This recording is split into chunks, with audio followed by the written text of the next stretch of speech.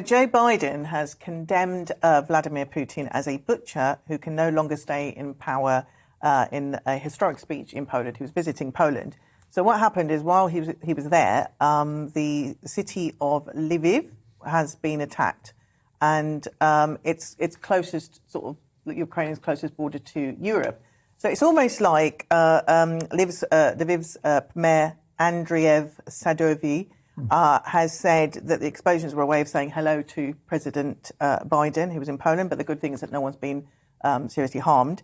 And it's almost like he's goading Biden to get involved, and Biden's retaliated, with good old American, don't even think about moving one single inch to NATO territory. I'm imagining that's what he talks like. Yeah. I don't know why I've given that like Clint Eastwood or John Wayne or something. Yeah, John Wayne. Yeah, is just coming in, starting up. But I mean, Biden, I can't be scared with.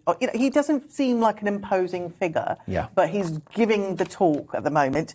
But yeah, I mean, it really does seem like it was a message for Vladimir, and I can't see how America's going to kind of stay out of this.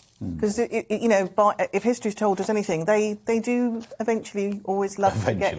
Yeah. They will get involved, I think. But Steve N. Allen, I'm concerned about this belligerent tone struck by Joe Biden. The front page of the Telegraph, for God's sakes, this man can't remain in power. US policy in chaos as Biden calls for Putin to be deposed, but White House backtracks.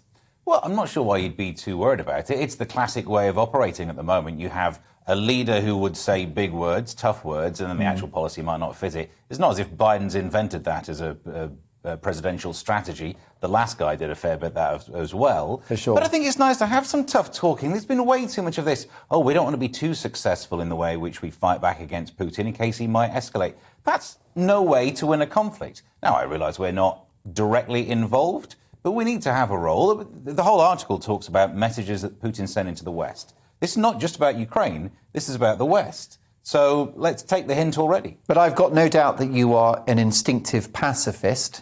And I wonder whether the tone struck by Liz Truss is a better one, our Foreign Secretary, who says that sanctions could end if Russia takes the off-ramp. I mean, surely we need a bit more carrot and a bit less stick at this point, because Putin's not going anywhere. The idea that he would be deposed is for the birds, isn't it? Yes, but I think we need, it's not there's a sum total of carrot and stick that we need to hit. We need more stick, more carrot. You're right, you need that off-ramp to manage to de-escalate things. But it's not going to happen unless there's a threat of things not going Putin's way, which it seems to be. This is not rolled out the way he thought it was going to be. It wasn't a 4-day operation and then home in time to have your dinner around that massive table. So I think it's right to have the big words, the tough words, and the offer of, it's nice cop, nasty cop. Hasn't Biden, though, set himself up for a fall? Because he's calling for Putin to be deposed, which means that if Putin stays, then America looks weak. I mean, the thing is, it's like all human relationships. It might just be world leaders, but it's still human relationships. And so if you goad someone, they are finally going to either, it's like, oh, do you really?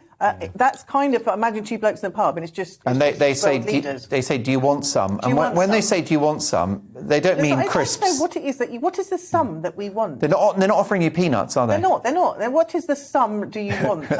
So it's kind of effectively that's what's happening, but with two big world leaders.